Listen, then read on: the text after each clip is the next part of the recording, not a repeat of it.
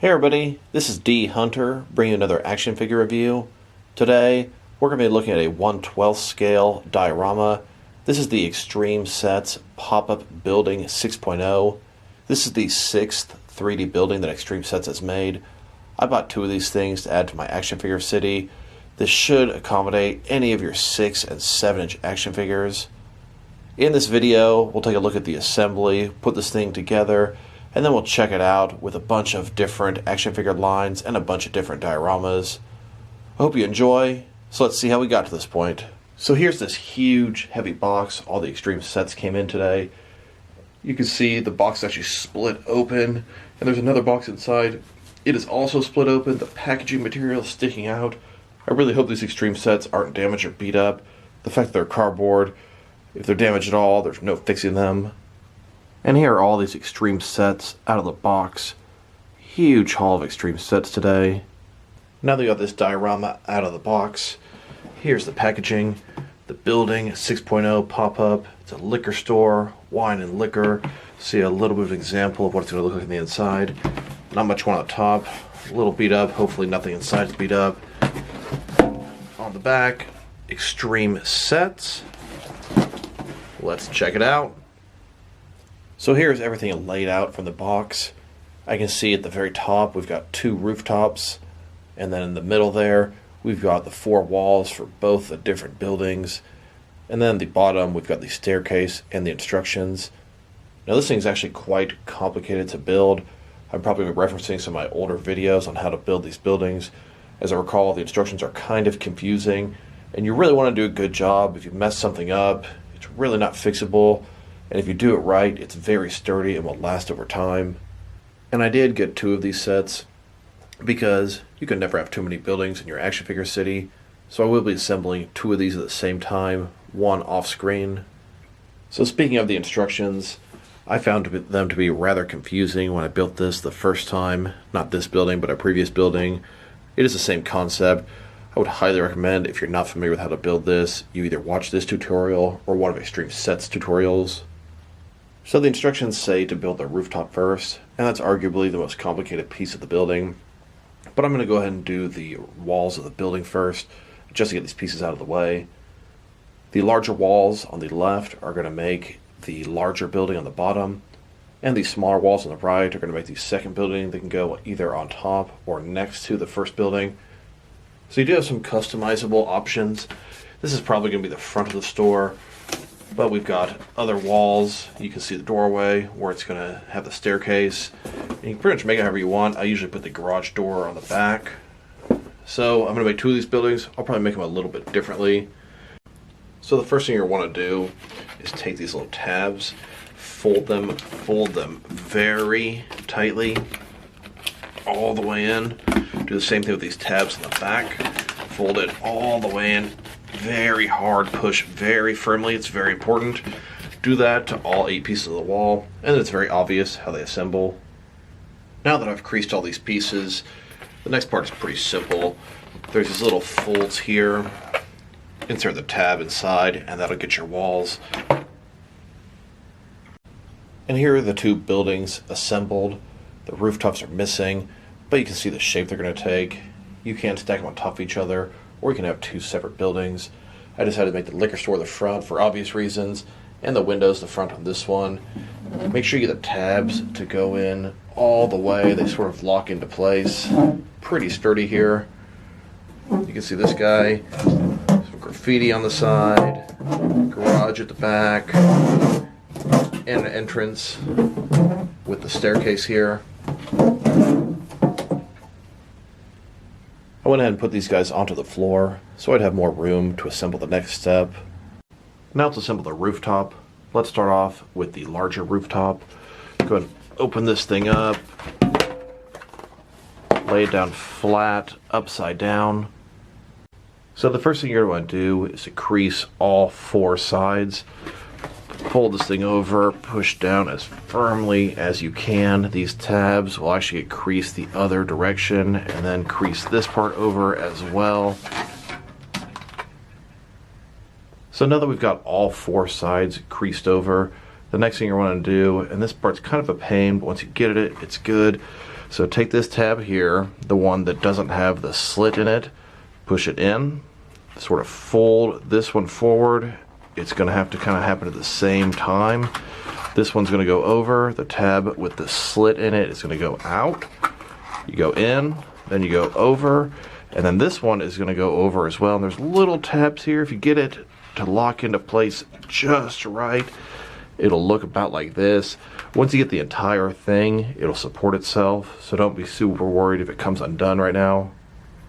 And once you've got it fully assembled, as long as you put all the tabs and locked everything into place as best you can, it should sit flush for the most part. I do have one side that's not trying to stay tucked in, but don't worry, that is not a problem at all. Now you'll just take this large rooftop and stick it on top of the larger bottom of the building. Pretty easy, fits good, makes everything secure. Now you'll take the smaller rooftop and do the exact same thing. So first of all, make sure you crease all the sides as firmly as you can. So this tab without the slit is going to end up going inward, and the tab with the slit will go outward. Crease all four sides. Now that you've creased everything, it's just like the larger roof. It's kind of a two-step process. Take the tab with no slit, that goes inward. The tab with the slit will go out like so. Kind of fold this in, fold this one over, and then fold this over that. Kind of get everything locked into place, and it should stay. And if it doesn't, it's not a big deal. Once you get the other ones, it'll help it all stay secure. And my smaller roof didn't come out nearly as secure as the larger roof. Almost all these pieces are trying to pop back out, not sitting flush. But that really shouldn't matter. Once you put it on top, everything should be secure. And then, just like the other one, simply take the roof, put it on top of the building, and it's gonna have everything quite secure. So here's how we're looking so far. Definitely taking shape. A two-story building. We've got a liquor store with an attached motel and a bunch of graffiti. Now let's assemble the staircase. The first thing you want to do is separate all the pieces, separate all these black pieces into piles of different sizes. So first of all, put all the different pieces into separate piles. Start off with this piece here. You simply open it up, fold it against where it was, and it should sit a nice rectangle shape. Now take the base of the stairs, open them up, try to fold it against where it was folded so it lays flush in the middle here. Then you want to crease both these sides. Crease it very firmly. Do the same on the other side.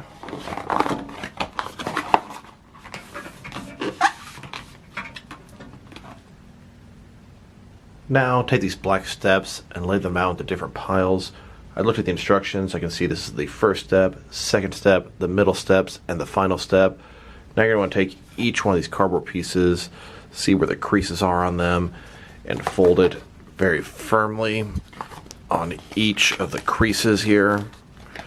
The firmer you fold it, the better it's going to come out. Do that with all of the pieces. Now you'll take your staircase and start to put the steps in there. This being the bottom step, you'll start off by tucking the fold under here. Make sure you get it in all the way. And then this will sort of just fold over and make your bottom step. Now don't expect everything to be hunky-dory and just sitting flush at this point. The other steps will help secure this as you go upward. Now take your second step, and that is going to be the smallest of these pieces. The longer part will go in first. So attach it like so. Attach the next step, and there you've got your second step there. Then take your middle steps. You should have 9 of these. Make sure they're all creased. Once again, the longer part goes in first. Attach it like so, and then attach the other 8 upward. Now your staircase should look about like this. Time to attach the final step. Now take the final step, attach it to the top, wrap it around, then you gotta tuck it inside here, Once that's done, your staircase is fully assembled. Now take this cardboard hallway for your staircase and simply just slide it on top. Get your staircase tucked inside.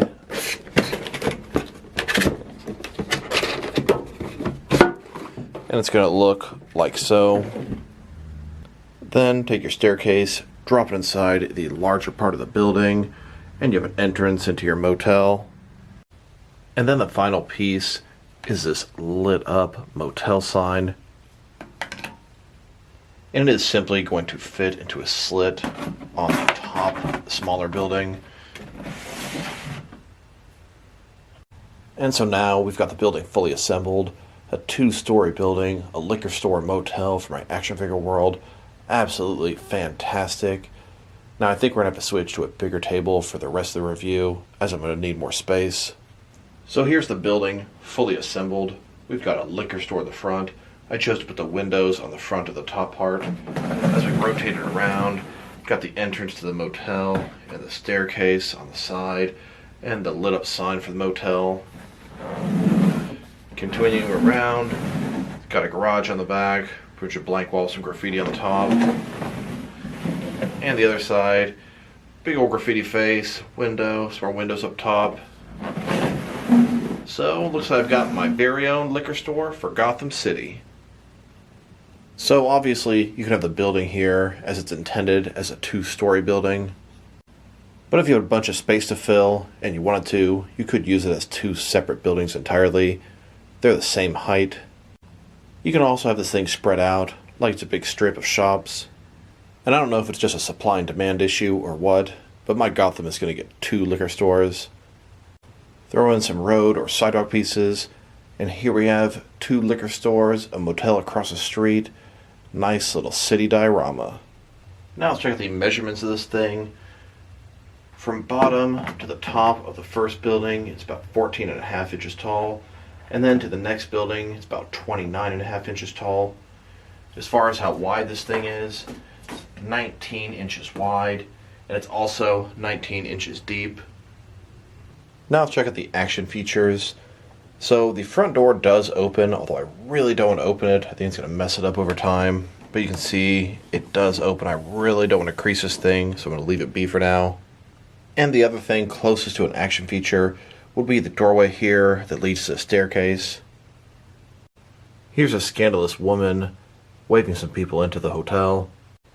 Here are several people hanging out in front of the liquor store.